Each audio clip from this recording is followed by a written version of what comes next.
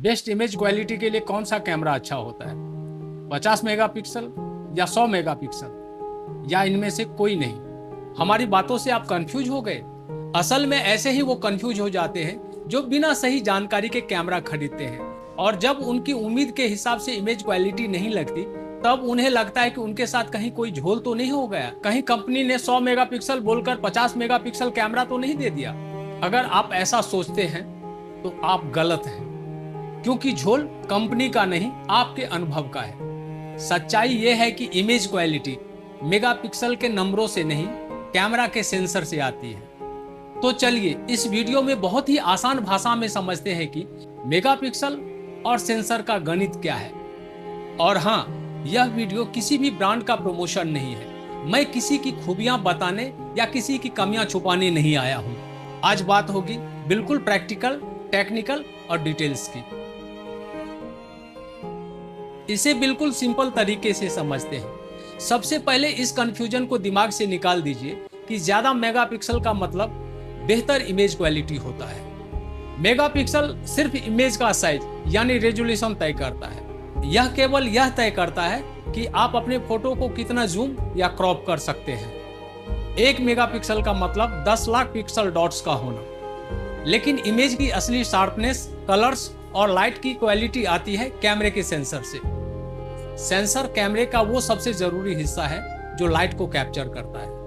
इस सेंसर पर छोटे छोटे लाइट सेंसिटिव पॉइंट्स होते हैं जिन्हें हम फोटो साइट्स या पिक्सल वेल्स कहते हैं। जब लेंस से लाइट कैमरे के अंदर जाती है तो ये फोटो साइट्स उस लाइट को एनालॉग सिग्नल में कन्वर्ट कर देते हैं। अब इसे एक बहुत ही प्रैक्टिकल उदाहरण से समझिए।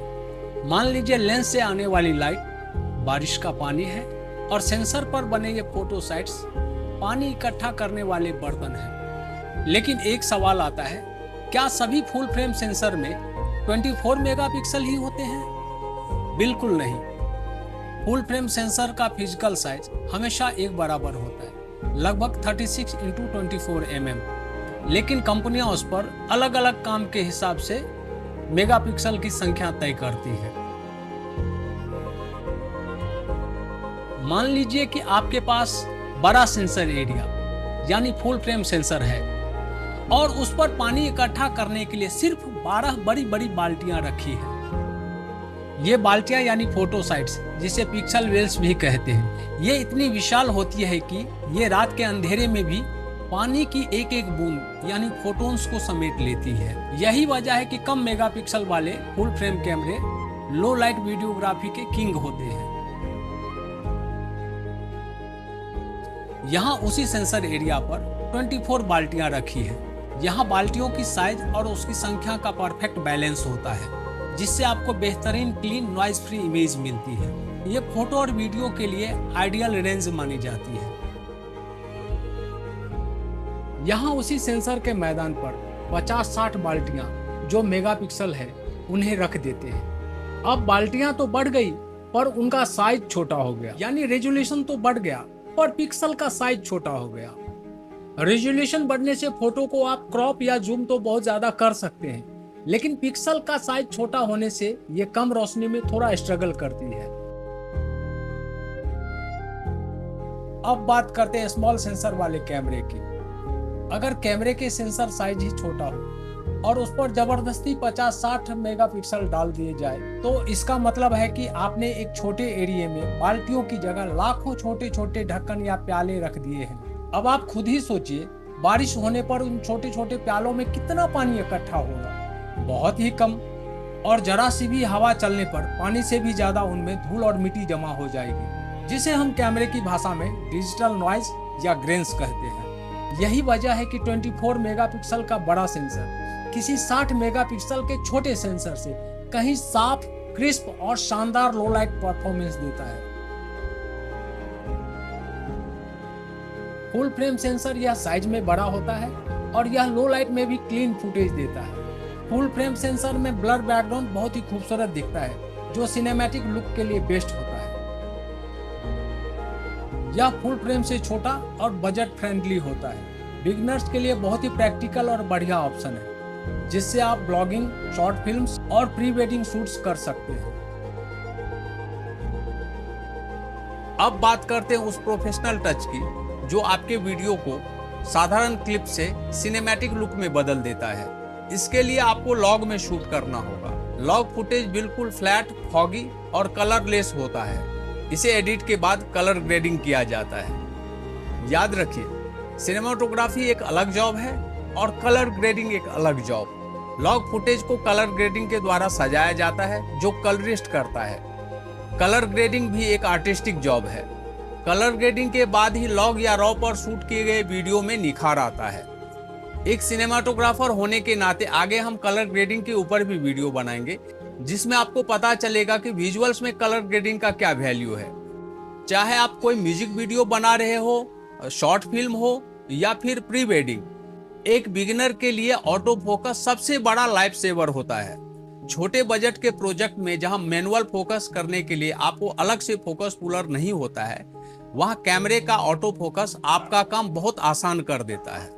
लेकिन इसके लिए कैमरा और लेंस सेम माउंट का होना चाहिए, क्योंकि जब कैमरा बॉडी और लेंस का माउंट एक ही इकोसिस्टम का होता है तो ऑटो फोकस बिना किसी रुकावट के पलक झपकते ही सटीक फोकस कर लेता है। हाँ, आजकल मार्केट में नई टेक्नोलॉजी के एक्टिव इलेक्ट्रॉनिक एडाप्टर्स आ गए हैं जो क्रॉस ब्रांड्स के बीच एक इलेक्ट्रॉनिक ब्रिज का काम करते हैं। यानी अगर आपका कैमरा और लेंस अलग अलग कंपनियों के भी हैं तो भी यह एडाप्टर उनके बीच डेटा ट्रांसफर करके ऑटो फोकस चालू कर देता है। यह इलेक्ट्रॉनिक जुगाड़ स्टिल फोटो के लिए तो ठीक काम करता है, पर वीडियो रिकॉर्डिंग के टाइम उतना परफेक्ट काम नहीं करता।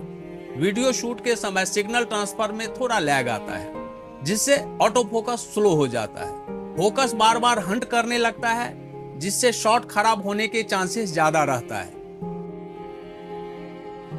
तो कैमरा खरीदते समय एक बिगिनर को इन 5 बातों का ध्यान रखना बहुत जरूरी है। यदि आप प्रोफेशनल आउटपुट चाहते हैं तो फुल फ्रेम सेंसर कैमरा चुनें। अगर आपका बजट कम है और आप ब्लॉगिंग या ट्रैवल शूट करना चाहते हैं तो APS-C यानी क्रॉप सेंसर कैमरा चुनें। याद रखें, मेगापिक्सल से ज़्यादा सेंसर साइज मायने रखता है। यदि आप लॉग में शूट करना चाहते हैं तो 10 बिट वाला कैमरा ही लें। 10 बिट वाले कैमरे में कलर बैडिंग नहीं होती।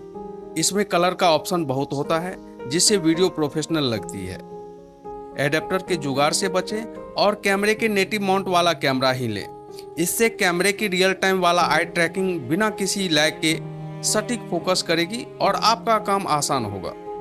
वीडियो शूट करने पर प्रोसेसर बहुत गर्म होता है। सुनिश्चित करें कि कैमरा में अच्छा कूलिंग सिस्टम या वेंटिलेशन हो, ताकि 4K रिकॉर्डिंग के दौरान आपका कैमरा ओवरहीट ना हो, क्योंकि कैमरा ओवरहीट होकर बंद भी हो जाता है। और 5th नंबर, जो सबसे इम्पोर्टेंट चीज है, डायनामिक रेंज। एक प्रोफेशनल के लिए कैमरे में कम से कम 13 से 15 स्ट्रोक्स की डायनामिक रेंज होनी चाहिए, जो शैडो और हाईलाइट को स्मार्टली बैलेंस करता है। तो दोस्तों, उम्मीद करता हूं कि अब आप इस मेगापिक्सल के मार्केटिंग जाल से बाहर निकलकर कैमरा साइंस को समझते हुए अपने बजट का बिल्कुल सही और प्रैक्टिकल यूज करेंगे। जाते जाते वीडियो के एंड में एक बहुत ही प्रैक्टिकल बात बता रहा हूं। एक कैमरे के अंदर बहुत सारी टेक्निकल डिटेल्स और इंफॉर्मेशन होती है जो एक लिमिटेड टाइम में बताना मुश्किल है, लेकिन आगे आने वाले वीडियोज में मैं अपना सालों का ऑन फिल्म सिनेमाटोग्राफी एक्सपीरियंस और ऐसे ही कई प्रैक्टिकल इनसाइट्स आपके साथ लगातार शेयर करता रहूंगा। बस आप हमसे जुड़े रहिए और हमारे चैनल को सब्सक्राइब और वीडियो को लाइक करना ना भूलें। मिलते हैं अगले फ्रेम में। Thank you.